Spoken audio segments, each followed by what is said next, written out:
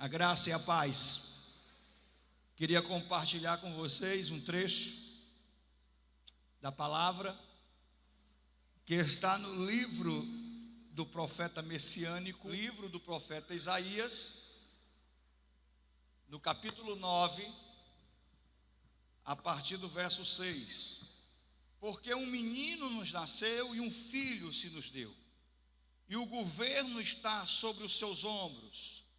E ele será chamado Maravilhoso, Conselheiro, Deus Forte, Pai da Eternidade e Príncipe da Paz. Amém? Chegou dezembro, chegamos ao final de mais uma era, de mais um ciclo, de mais um ano. Como já disse antes, cheio de dificuldades, um ano duro, um ano difícil, mas Deus nos trouxe até aqui, e aqui estamos. E estamos vivendo hoje uma das datas mais comemoradas no mundo todo, o Natal. Esse mês é um mês cheio de polêmicas. Há muitas polêmicas sobre o Natal e sobre as comemorações do Natal. Dizem as más línguas que esse mês, eu não concordo, mas dizem as más línguas que esse mês é o mês da falsidade. Diz que o índice de falsidade em dezembro duplica. São muitos abraços de tamanduá, abraça pela frente, as unhas entram pelas costas. São aqueles vizinhos que passam o ano todinho sem falar com você, mas quando é em dezembro, no ano novo, no Natal, corre para a sua casa para lhe dar um abraço. E algumas pessoas falam isso, que é o mês da falsidade. Eu não considero assim.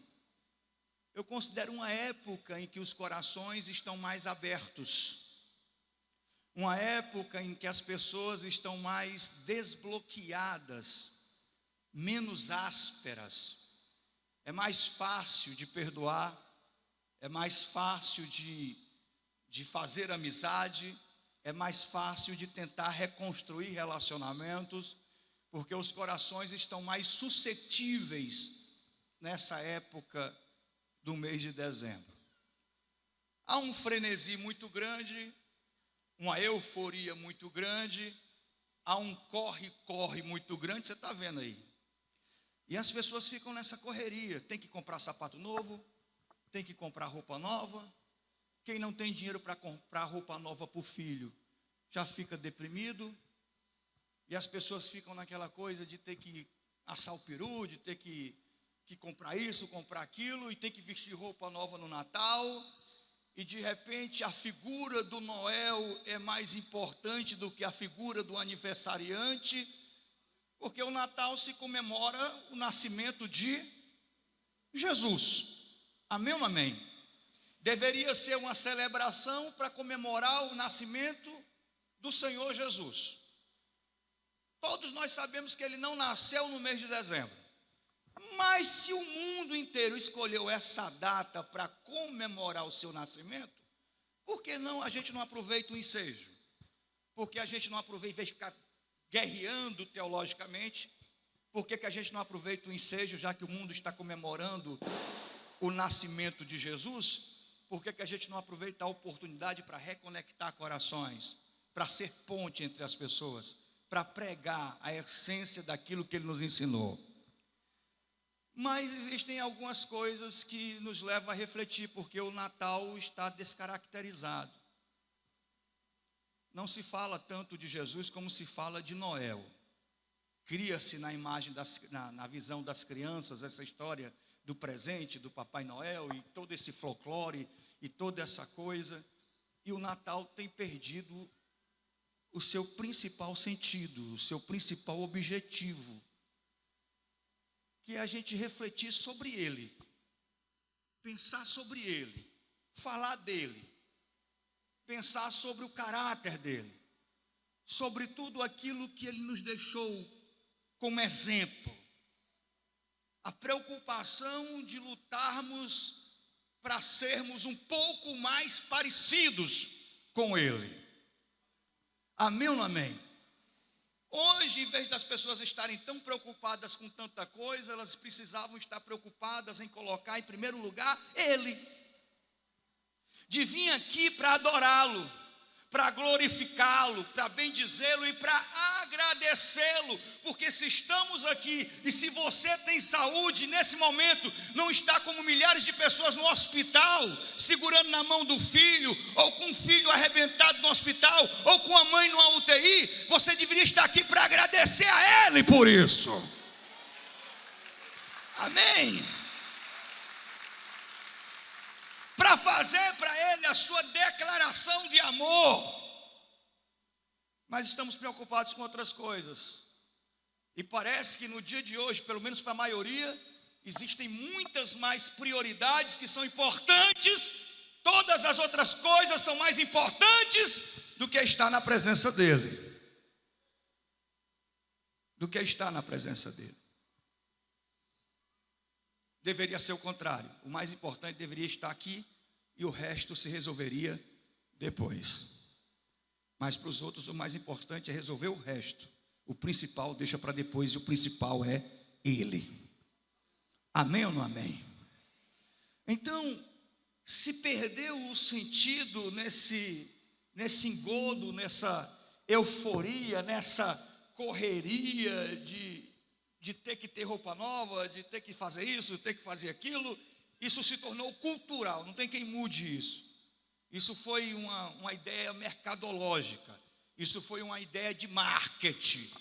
Vamos aproveitar o nascimento de Jesus, implantar o Natal e época das compras, época de gastar dinheiro, época de fazer tudo. E aí o marketing colou, a ideia mercadológica do Natal colou e o Natal se tornou a época de maior venda durante o ano todo. Se tornou um comércio. O nascimento de Jesus, se fala pouco dele, se pensa pouco sobre ele, e o comércio ferve nessa época. E as pessoas estão preocupadas com tudo, menos em reavaliar a sua vida e a sua conduta diante dele. Amém ou não amém? Quem é ele? Então o livro do profeta Isaías, olha para cá, que é um profeta messiânico. Por que é um profeta messiânico? Porque entre os profetas do Antigo Testamento, Isaías foi o que mais anunciou a vinda do Messias. Foi o que mais falou sobre o Messias, foi o profeta Isaías. Por isso que ele é chamado de profeta messiânico. Ele faz uma abordagem quando ele diz, olha, um menino nos nasceu. É uma palavra profética. Na época do profeta Isaías, ele não tinha nascido ainda, ele estava fazendo uma referência para frente. Amém? Um menino nos nasceu, um filho se nos deu, e o seu nome será maravilhoso, conselheiro, Deus forte, Pai da eternidade e príncipe da paz. E esse texto do profeta Isaías nos leva a refletir sobre quem é ele. Primeiro porque faz uma referência à sua divindade. Nunca use o termo Deus Filho, olha para cá. Esse termo Deus Filho não existe na Bíblia. Você pode procurar do Gênesis ao Apocalipse, não existe esse termo Deus Filho. Esse termo é uma heresia, não existe Deus Filho. Existe o Filho de Deus, amém? O Filho de Deus é uma coisa, Deus Filho é outra coisa. Quando você fala Deus Filho, você coloca Jesus como Deus com D minúsculo. Ele é um Deus. Quando você fala Deus Filho, você está dizendo que Jesus é um semideus. Ele é um Deus inferior, porque em algum momento da eternidade ele foi criado. Então ele perde o seu atributo de Deus. E qual é o atributo de Deus? Quais são? Olha para cá. Quais são os atributos de Deus? Ele é eterno. Amém? E o que é eterno? Eterno é aquele que não tem começo e nem fim. Eterno é aquele que sempre existiu, que nunca foi criado, pelo contrário, ele é o Criador. Amém? Então ele é eterno, ele é onisciente, é atributo de Deus, porque sabe todas as coisas. Ele é onipotente, porque pode todas as coisas. Ele é onipresente, porque está presente em todo lugar. são os atributos de Deus. Amém ou não amém? Então, o Senhor Jesus, ele era 100% homem e ele era 100% Deus. Ele é o verbo que se fez carne. É o Deus Todo-Poderoso que desceu do seu trono de glória, se fez carne para habitar entre nós, para sentir o que você sente, para passar pelo que você passa, para entender a sua natureza humana e assim poder te perdoar. Então ele era 100% homem, 100% Deus. Como homem ele teve fome, como homem ele teve sede, como homem ele teve medo. Como Deus, ele disse: vento, cala-te, mar, aquieta-te, e tudo se fez bonança. E os discípulos disseram: quem é esse que até o vento e o mar obedecem a sua voz? Como Deus, ele gritou: Lázaro, vem para fora. E Lázaro, com 4 dias de morto, já em estado de decomposição, Lázaro ressuscitou após o 4º dia. Como Deus, ele disse: olha, vá lá no lago, pegue um peixe, porque dentro do peixe tem uma moeda, e essa moeda você vai pagar os impostos. E o discípulo vai lá no lago, pega o peixe, e dentro da barriga do peixe vem uma moeda para pagar os impostos. É a sua onisciência como Deus. Então ele era 100% homem e 100% Deus. Uma vez Tomé disse assim: mestre, mostra-nos o Pai e isso nos basta. E o Senhor disse: há quanto tempo tu andas comigo e não me conheces? Quem vê a mim vê o Pai. Eu e o Pai somos um. Amém? Ele era 100% homem e 100% Deus. Então por isso que o profeta Isaías diz: o seu nome será maravilhoso, conselheiro, Deus poderoso, Deus forte, Pai da eternidade e príncipe da paz. Como é que esse menino que nasceu poderia ser o pai da eternidade, se ele não fosse 100% Deus? Amém ou não amém? Eu costumo dizer, em 1960, olha para cá, está chata a pregação, né? Eu vou já mudar, vou já chegar no ponto mais importante. Em 1969, dizem os americanos que o homem colocou os pés na lua. O mundo todo acredita nisso, eu não acredito. Porque se foi lá e colocou os pés lá em 69, por que não colocou mais nunca? Em 1969 não tinha televisão de LED, não tinha televisão Full HD, não tinha telefone celular, não tinha esse sistema de internet que existe hoje, não tinha essa tecnologia que existe hoje. O homem conseguiu ir até a lua, andar na lua e colocar os pés na lua. E por que nunca mais foram? Por que nunca mais houve uma viagem para a lua? Só foi naquele tempo, naquele dia, naquela época. E foi e voltaram. E hoje ele não tem mais condições de ir e voltar mais não? E explorar a lua como eles queriam explorar? Por que nunca mais foram? Então, se você acredita, tudo bem, está nos livros de história. Eu não acredito que o homem foi à lua. Mas fizeram todo esse circo, toda essa montagem. E aí o Congresso americano se reuniu e disseram assim: um congressista, um deputado americano, subiu na tribuna e falou: esse foi o maior passo da humanidade, foi o homem ter colocado os pés na lua. E estava lá naquela época um jovem pastor chamado Billy Graham, e ele teve a oportunidade de assumir a tribuna. Então Billy Graham disse: o maior passo da humanidade não foi o homem ter colocado os pés na lua, foi um Deus todo-poderoso descer do seu trono de glória e colocar os pés na terra para salvar o homem. Esse foi o maior passo da humanidade. Amém ou não amém? Olha para cá.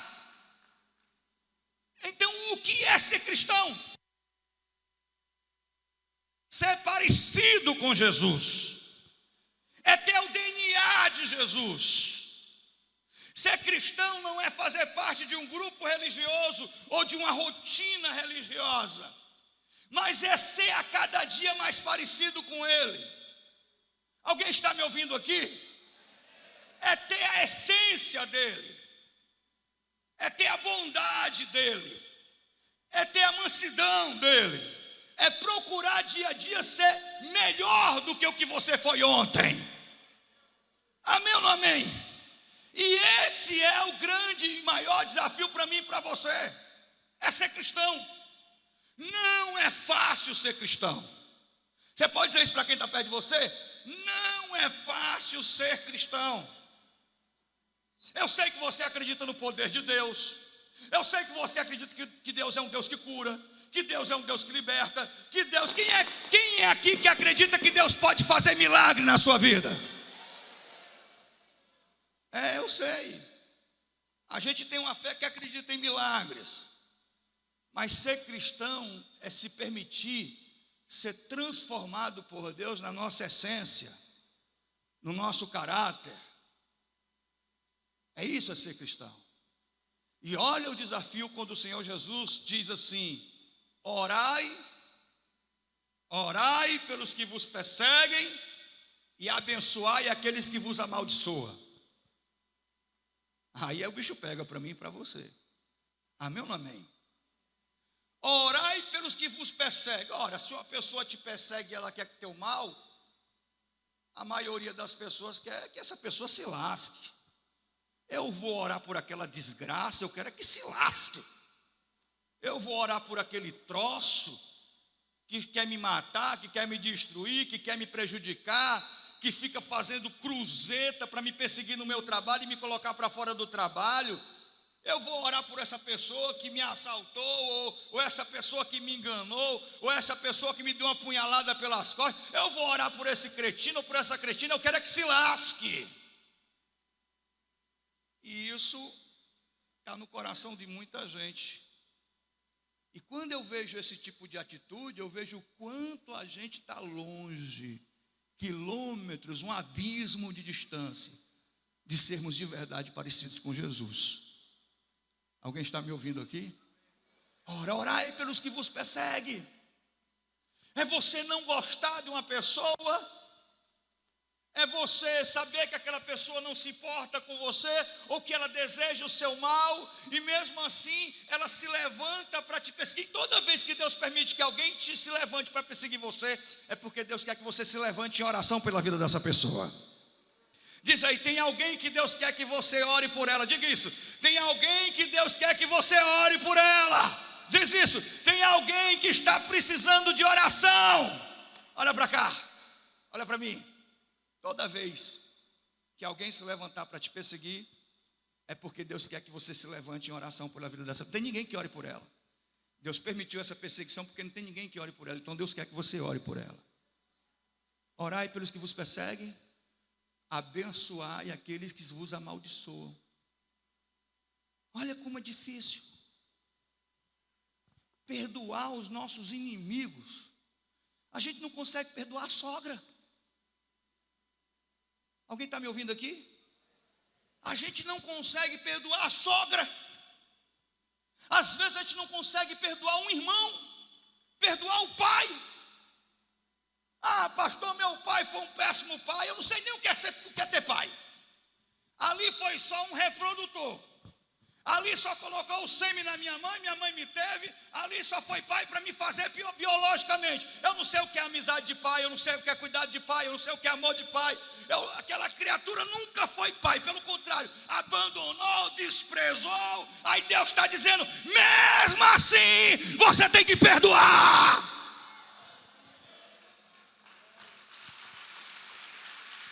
Caramba! Amém? Perdoar a ex-mulher que te traiu. Ah, pastor, aí não dá não. Ela me traiu. Mas você tem que perdoar. E a Bíblia e a palavra colocam o perdão na minha vida e na sua. O perdão é para mim e para você uma questão de sobrevivência. De sobrevivência espiritual. Porque quando você morre espiritualmente, um monte de tragédias vem como um efeito dominó. Toda vez que uma pessoa fracassa espiritualmente, um monte de coisa vem atrás. O perdão é uma questão de sobrevivência. Se você não perdoar, você morre espiritualmente. Se você não perdoar, você fracassa espiritualmente. Se você não perdoar, você fecha o céu para a sua vida. Você se permite ser envenenado, sua alma fica áspera, azeda. Você começa a se decompor emocionalmente. Porque se tem uma coisa que tem o poder de envenenar, de adoecer você, é a falta de perdão. Amém ou não amém? Diz, irmão, se tem uma coisa que faz o inferno cair por terra na sua vida, e você colocar o Satanás debaixo dos seus pés, é o perdão. Você está me ouvindo? Amém ou não amém?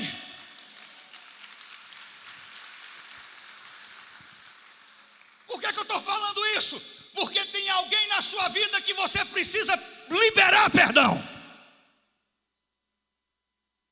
A gente prefere matar as pessoas no coração,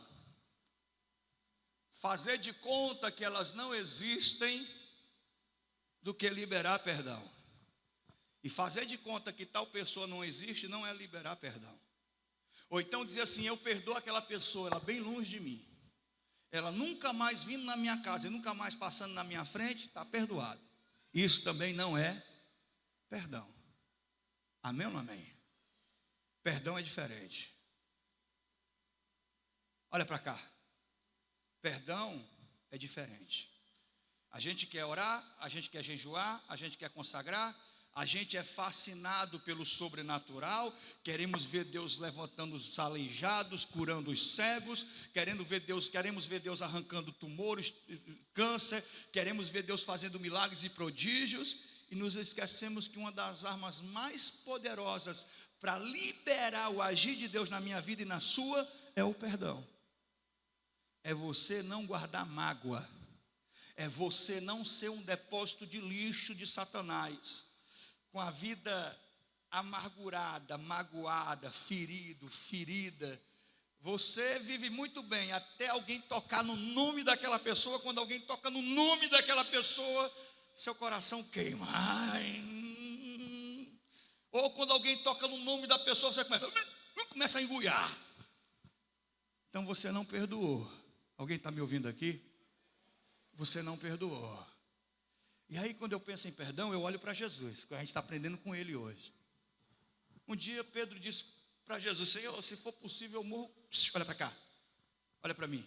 Um dia Pedro disse para Jesus, Senhor, se for possível eu morro contigo. Senhor, eu sou capaz de dar a minha vida por ti, disse Pedro. Pedro era o discípulo mais sanguíneo. Ele era o discípulo mais alvoroçado. Pedro era o discípulo cheio de repentes. Ele era capaz de dizer coisas maravilhosas. Em outros momentos, Jesus dizia assim, para trás de mim, Satanás, tu não tem parte no meu ministério. Pedro era surpreendente. Ele era cheio de altos e baixos. Olha para cá. Então Pedro disse para o Senhor, Senhor, eu sou capaz de dar minha vida por ti, eu morro por ti. E o Senhor falou com Pedro, Pedro, tu não sabe nem o que é que tu está falando. Antes que o galo cante, tu vai me negar 3 vezes. Tu vai me trair, tu vai me abandonar, tu vai dar as costas para mim, tu vai me negar 3 vezes. E Pedro disse, não, Senhor, o Senhor está enganado comigo. Alguns dias depois, Jesus passou a noite toda sendo espancado, torturado, judiado, e Pedro escondido. Então alguém chegava e dizia assim, ei, você fazia parte do grupo dele, você andava com ele. E Pedro disse, eu nunca conheci esse homem, não sei nem quem ele é, nunca vi esse homem na minha frente, não sei nem quem ele é. 3 vezes, acredito eu que na 3ª vez Jesus olhou nos olhos de Pedro. 3 vezes durante a madrugada inteira, o galo canta, Pedro negou Jesus. Então Pedro sai dali arrebentado, amargurado. Jesus ressuscita e um belo dia o Senhor aparece na praia, já ressuscitado. Está lá alguns discípulos, tem um peixe lá assando na brasa e entre eles Pedro. Então Jesus chama Pedro e diz assim, Pedro, vamos andar comigo na areia. E lá sai Pedro e Jesus andando pela areia. Então Jesus olha para Pedro e disse assim, tu me amas? Pedro diz, Senhor, eu te amo. E o Senhor diz assim, apacenta as minhas ovelhas. O Senhor pergunta a 2ª vez, Pedro, tu me amas? Ele diz, Senhor, tu sabe que eu te amo. Cuida das minhas ovelhas. 3ª vez Jesus pergunta, 3ª vez, Pedro, tu me amas? Então Pedro diz, tu sabes todas as coisas. Tu sabes que eu te amo. E mais uma vez, cuida dos meus pequeninos. 3 vezes Pedro negou. 3 vezes Jesus disse para Pedro: eu estou te dando uma nova chance, eu estou te perdoando, eu estou te dando uma nova oportunidade. Não existe perdão se você não dá chance para essa pessoa não fazer mais parte da sua vida. Não existe perdão se você não dá mais uma oportunidade. Não existe perdão se você não consegue olhar nos olhos da pessoa, ou se você não consegue dar nela um abraço e dizer: eu te perdoo. Você está me ouvindo? Eu sei que essa palavra é chata, porque incomoda, porque confronta, porque às vezes é inconveniente, não é o que a gente quer ouvir. E eu não esqueço de uma reportagem que eu vi no programa do Datena na Band, de um rapaz que tinha matado um outro jovem de 18 anos, e esse outro também tinha mais ou menos 18 para 19, e estava lá, as emissoras de televisão ao vivo, entrevistando a mãe daquele rapaz, e o cara estava lá, o assassino do filho dela estava lá de frente para ela, o assassino do filho, e os repórteres perguntaram: o que você tem para dizer aí para o assassino do seu filho? Parece que eu não me lembro bem o nome do rapaz. Ela olhou para ele e disse assim: eu te perdoo, você acabou com a minha vida, você arrancou um pedaço de mim, eu estou destruído, eu não sei como é que eu vou fazer para recomeçar a minha vida, eu preciso da ajuda de Deus, mas eu decidi te perdoar, eu te perdoo em nome do Senhor, eu te perdoo.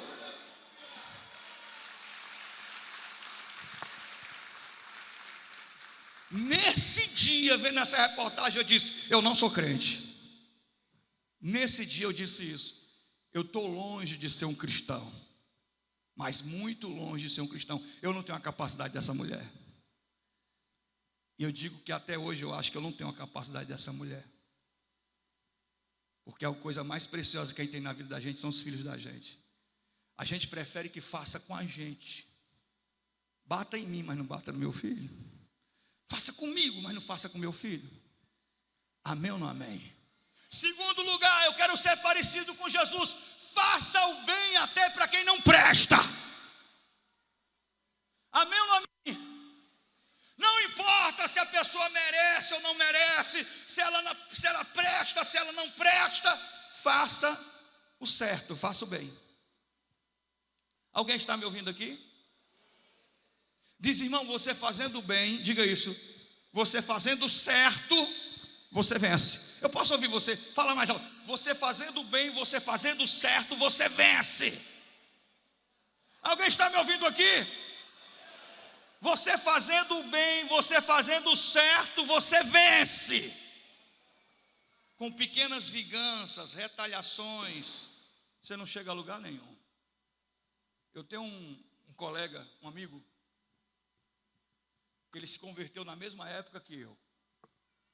E ele era um menino muito simples, muito humilde. Ele morava numa vilinha de casa, as casas eram emendadas, os quintais das casas também eram emendados. Um local mais ou menos brejado, muito humilde, ele morava. Vizinha à casa dele tinha um cara que era cheio de confusão. Ele tinha acabado de se converter. Ele era um cara que tinha vindo da droga, do mundo, da violência, do crime, mas ele tinha acabado de se converter. E eu acredito que o inimigo estava usando esse cara para poder arrastar ele de volta para o lugar de onde Deus já tinha arrancado ele. Amém? Diz aí: o inimigo sempre quer te arrancar e te levar de volta para aquele lugar que Deus já te arrancou, mas para lá você não volta mais. Você pode dizer isso para quem está perto de você: para lá você não volta mais. Olha para cá. E aí, esse cara ficava toda hora: crente bosta, crente vagabundo, e fora outros palavrões: crente isso, crente aquilo, você é um fuleiragem. Toda vez que ele passava para ir trabalhar, pegava a bicicletinha dele, o cara ficava insultando ele, provocando mesmo, ofendendo. Ofendia ele, ofendia a esposa dele. E aí o camarada um dia furou um buraco no muro do quintal e pegou a lama da força dele, a lama dos dejetos dele, e empurrou para dentro do quintal do outro, e a lama invadindo o quintal do outro. E ele ficou: meu Deus, o que é que eu faço com uma situação dessa? Então ele pegou e aproveitou aquela lama no quintal dele e plantou uns pés de bananeira. Plantou lá uns pés de banana no quintal. Olha para cá. E aí o cara, meses perturbando ele. Só que os pés de banana cresceram. E teve um pé de banana lá que deu um cacho enorme. Uma banana bonita, enorme o cacho. Ele foi lá, cortou aquele cacho do pé de banana. Pegou aquele cacho de banana.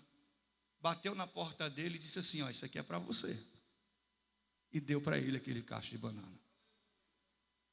Ele olhou para ele e disse assim: cara, eu só te faço mal, eu só te perturbo. E o mal que eu te faço, tu me paga com bem. E aquilo ali tocou nele.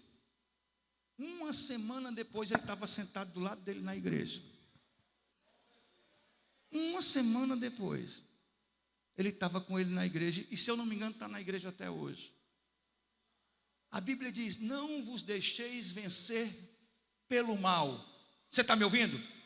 Não vos deixeis vencer pelo mal, mas vencei o mal com o bem. Amém ou não amém? A palavra nos ensina a chorar com os que choram. Chorar com os que choram e se alegrar com os que se alegram. Quantas mães não estão agora nos hospitais? Enquanto tantas famílias estão reunidas, ceando com seus banquetes, tomando suas cervejas, seu vinho, suas bebidas. Quantas mães não estão agora no Albert Sabin, no Hospital do Câncer, no IJF, nos Frotinhas, passando essa noite ao lado do leito do filho, ali como uma leoa, que não sai de perto nem um só instante. Nós estamos aqui para orar por essas pessoas, sabia? Para colocar a mão na direção da onde essas pessoas estão com seus sofrimentos e dizer: Espírito Santo, vai até lá, Espírito Santo. E que essas pessoas, aonde elas estão, elas possam sentir a tua paz, o teu conforto, o teu consolo. Quantas pessoas não estão hoje trancadas no quarto escuro porque esse ano perdeu o filho? Quantas pessoas não estão deprimidas porque descobriram uma enfermidade, uma doença? E às vezes me incomoda, sabe? Parece que a gente vive no nosso mundo e esquece o que existe ao nosso redor. E se a gente olhar em volta, tem muita gente sofrendo. E a gente pode ser esse instrumento de Deus que traz alívio, como Jesus trouxe sobre a vida das pessoas. Amém ou não amém? Você está me ouvindo? Hoje é uma noite especial para a gente orar pela nossa família, mas não só pela nossa família. Por tantas pessoas que nem sequer conhecemos, nem sabemos e nem conhecemos as suas lutas, seus sofrimentos, suas dores. Mas com o amor de Deus alcance cada uma delas. Natal é deixar Jesus nascer. Um menino nos nasceu, um filho se nos deu, e o seu nome será maravilhoso. Oh, aleluia! Maravilhoso. Oh, canchorra seria andere.